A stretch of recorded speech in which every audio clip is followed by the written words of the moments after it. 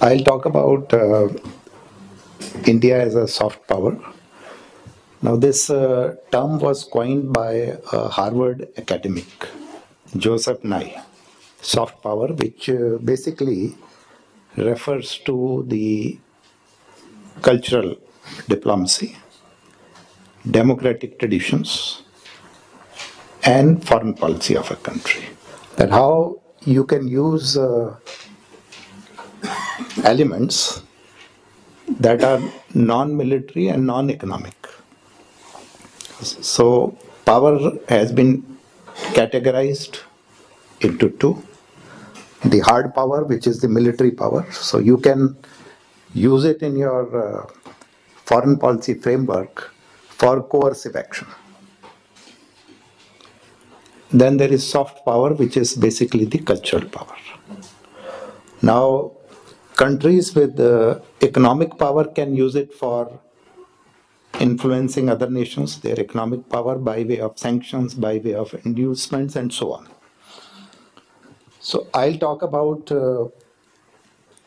the elements of India's soft power, just a few ideas. I don't suppose to give a lecture, but I'll raise a few ideas, and maybe then we can have some interaction.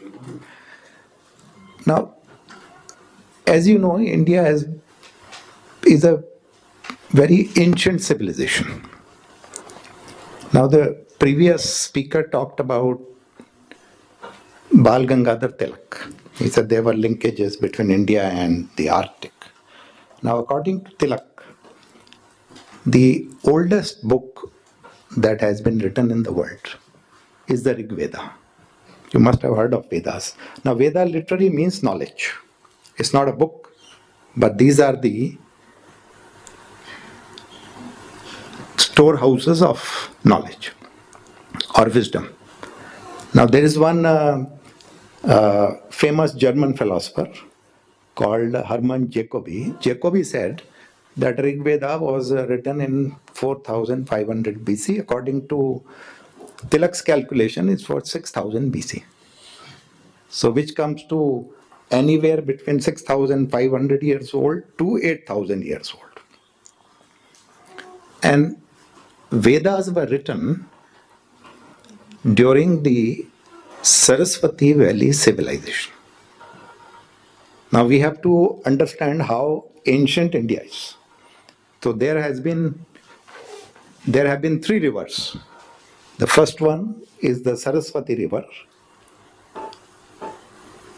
The second was the Indus River, and third is the Ganges.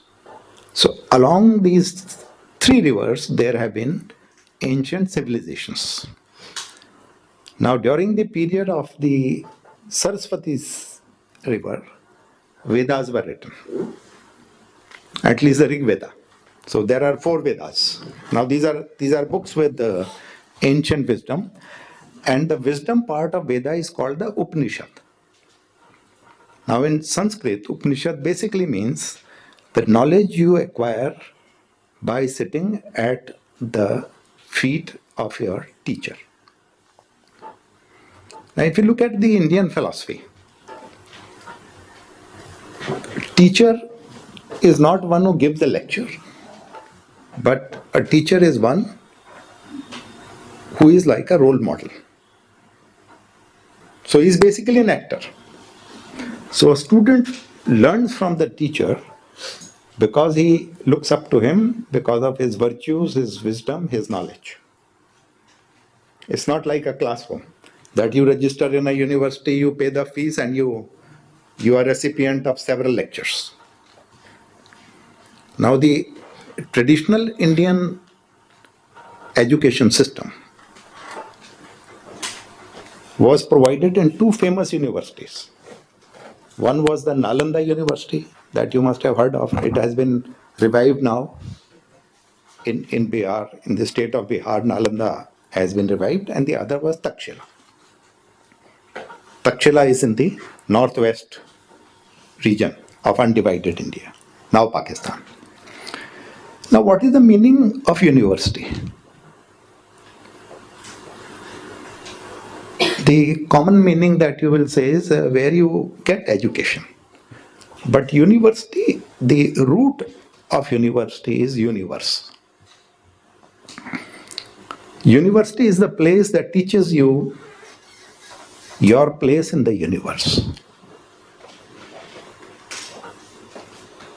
So Indian universities, these ancient universities, were not teaching you book knowledge, but basically talking about the cosmos. And then as humans, we learned where we stand in this entire cosmos. So Vedas have been the main source of knowledge. The wisdom part of the Vedas is Upanishad. And one of the best known Upanishad is the Bhagwad Gita. If you spend some time in India, you will definitely hear about the primacy of the Gita as a holy book.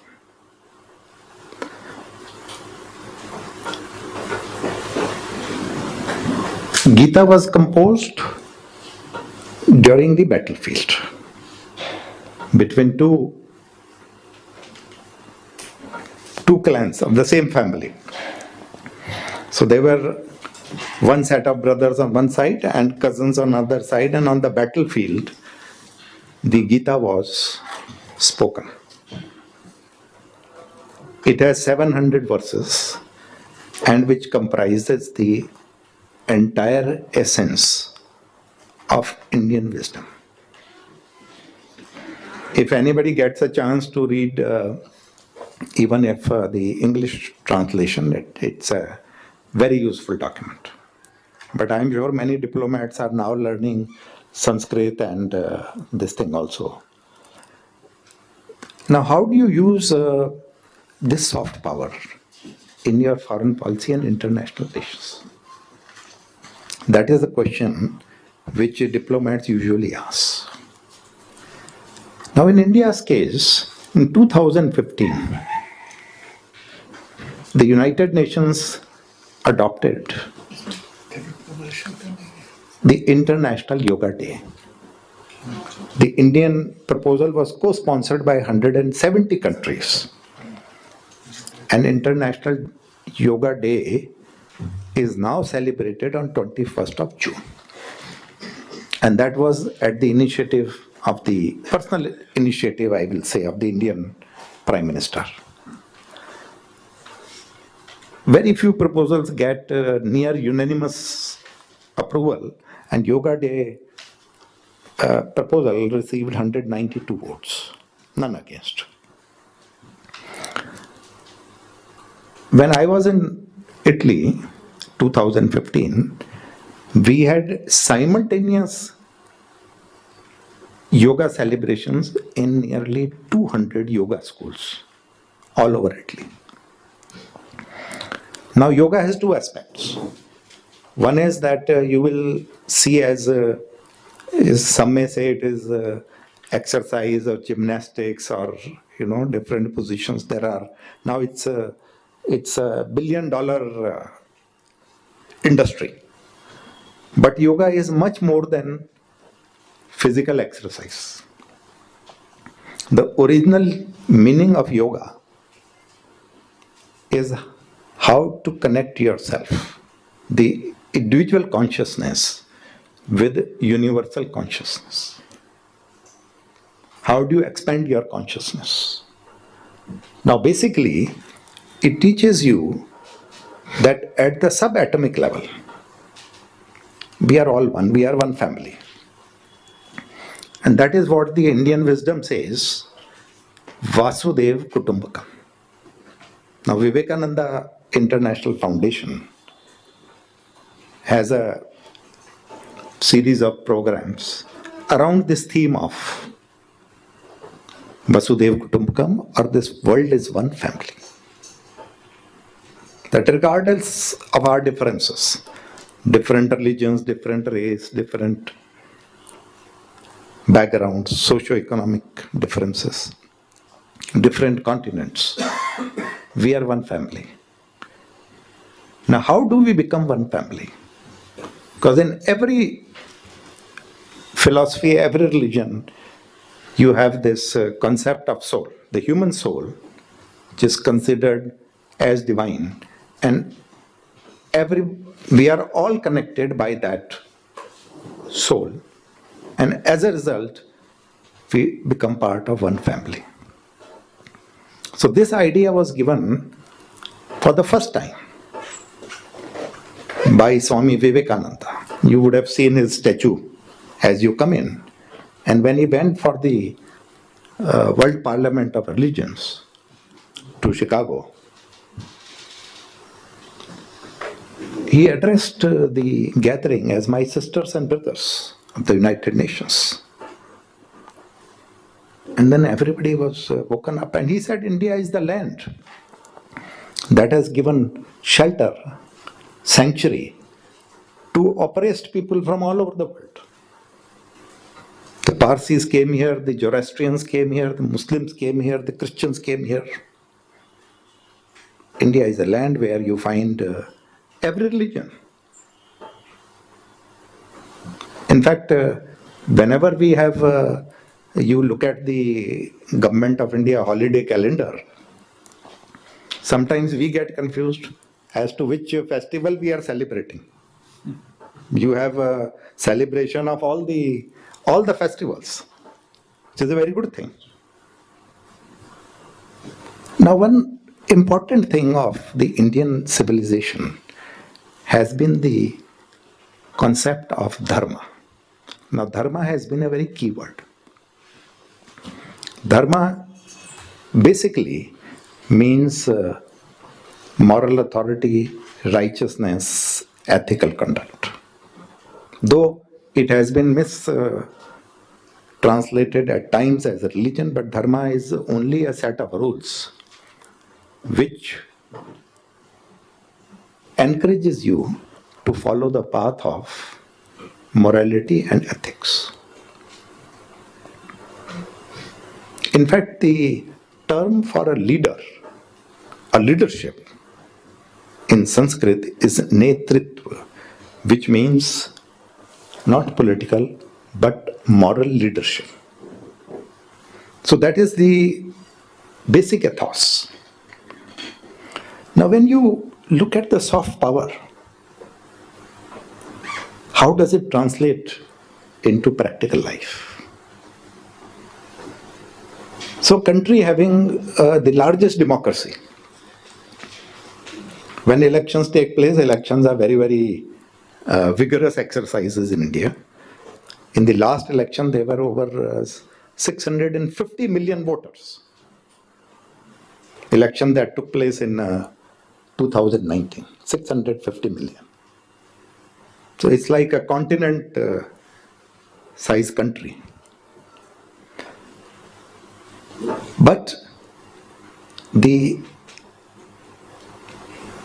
rule of the game is that democratic institutions must be transparent based on rule of law. Foreign policy should be based on moral and ethical grounds in compliance with international law. One of the important things that India has practiced and encouraged other countries is to resolve dispute through dialogue. If you look at all the Indian scriptures, the ancient scriptures in Sanskrit, these are all written in the form of dialogue. It's not a lecture. So the student poses a question, and the teacher replies, and student is free to disagree. Now the Gita, which is the most sacred, one of the most sacred books of India along with the Ramayana, towards the end, the teaching is over. The teacher says, I have given you the wisdom. Now you decide what you want to do. Yatha ichchasi tatha kuru. Do as you wish. So ultimately, there is this empowerment of the disciple. You decide how you want to take your life forward.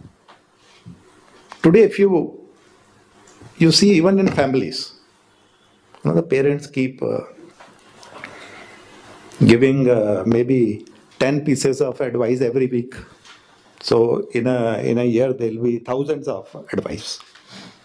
But ultimately, children do what they want to do. And this was realized in the Upanishads 5,000 years ago, that you give this freedom of action to the doer. Now this is the most appealing aspect for the youth, that there is no dogma, there is no force, there is no compulsion.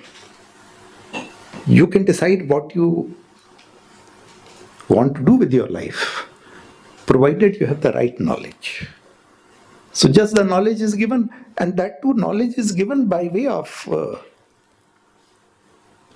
being a role model. Another term for the teacher is acharya, one who follows the advice he gives. So he's a role model.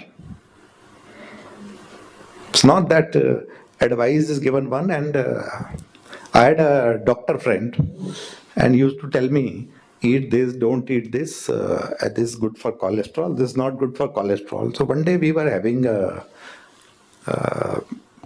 attending a diplomatic function, and he was having one plate after another and all the greasy stuff. So I asked him, I said, doctor, aren't you concerned about your cholesterol? He said, no, that's the advice we give to our patients. Don't worry, nothing will happen. Let us eat. So it doesn't work that way. In the ancient wisdom, you set an example. Then others will follow. Now, so these are basically the ethos of the country. So once you have the country, this is reflected in each and everything that you find. You will have dialogue, you will have discussion, you will have debate, you have differences. But ultimately, eventually, the focus is on peaceful resolution, peaceful coexistence, because we are a pluralistic society, harmonious existence, and to the best extent possible, there should be a peaceful resolution of our differences. And you would also note that during its history of last 10,000 years, which is the documentary history of India, India has never been the aggressor. India has never invaded a neighboring country and attacked people. Even though 250 years ago, India was having nearly 23-24% of the global trade. Such was the economic strength, but India has never crossed the borders to invade. But still you find throughout South Asia, Southeast Asia, even Far East, there is tremendous influence of the Indian thought, Indian wisdom. And now besides, wherever you see people go, say a teacher goes. Now these days the yoga teachers are sent all over. Now in ancient days, when a teacher goes, he not only carries the thought with him, he also carries the ingredients for preparing the food. So you find that in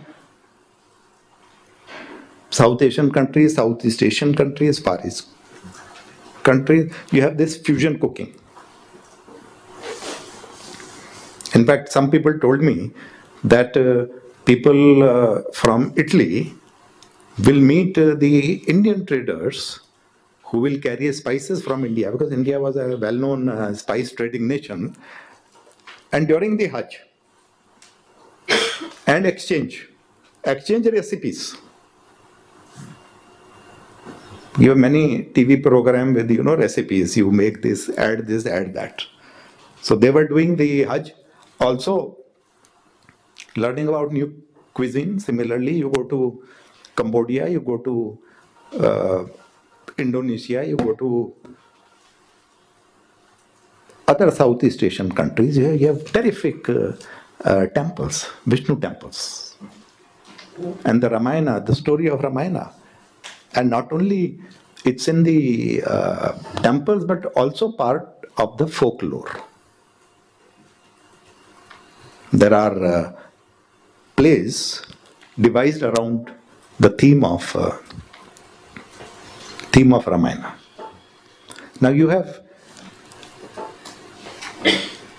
I talked about these two famous universities, Nalanda, Takshila. There were students coming all over the world to learn about the philosophy, and such was the attraction. So basically, soft power is what attracts you. It's based on the attraction. So when somebody asks you, to a lay person, now you all have, I'm sure, a lot of knowledge about India. So what does India stand for? They say, oh, we have heard about the Mount Everest, Himalaya, the Himalayas, or Mahatma Gandhi, or Taj Mahal. Now, Max Muller was a very well-known German philosopher. He said, how do you measure the height of the Himalayas? You measure it by the height of the Mount Everest, the highest peak. How do you measure the depth of India's ancient wisdom, timeless wisdom? It's by the profound knowledge of the Vedas. And he was a neutral observer. He was commissioned by the East India Company to translate Vedas from Sanskrit to English, and he was a German, but a great Indologist. So that is how the this civilization, the journey of the civilization has been going on along with say few others. You'll see that I talked about the concept of dharma, the morality or ethics. That has been the keyword. Like if you look at the Roman Empire, the key word there was power, the concept of power. Or in Greece, it was beauty, the inner beauty. Of Buddhism, the focus on peace. So it is India, I will say, is not just a country, but a very, very ancient civilization. And but one of the things that the Vedas, the ancient wisdom says is that keep your windows open so that wind can come to us from all directions. So greatness of a thought depends not just on the thought, but on the assimilation of ideas from every country. Now I can stop here, and maybe because there may be Thank you very much, sir. Now, may we have some questions on the... Yeah, Yesterday we had a very interesting lecture also about India as a civilizational state by Sri Guru Murthy, and he mentioned that this discussion should be brought out maybe on a wider platform within the UN system. So how do you see it could India will materialize its soft power on a wider scale? it's I entirely agree with what Professor Gurumurthy has put forward, that like the International Yoga Day, which has now the approval of the United Nations, because once it becomes part of the UN program, it is then followed on a particular date all across the globe. So similarly, if the ancient wisdom, the ancient civilizational excellence. That what India could share with the rest of the world, if it is embraced by the UN General Assembly and becomes part of their program, and a day is fixed that we have this discussion, debate, seminars on that particular day. Now, to tell you about the Yoga Day, for example, which is happening, it's no longer one-day program. In Rome itself, we used to have a 2 or 3 days program, and we were thinking about a weekly program. So around that particular day, we can do that. But in one of the functions, somebody asked me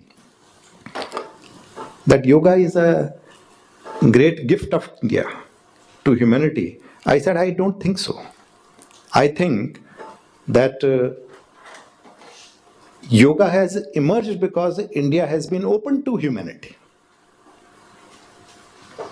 That we have accepted ideas from all over the world. So it is a global heritage. It is not India's heritage. It is now a part of global heritage. And India has the highest number of UNESCO global heritage sites. So I think civilization aspect is one thing which, if embraced by the UN, will be a great step forward. Thank you.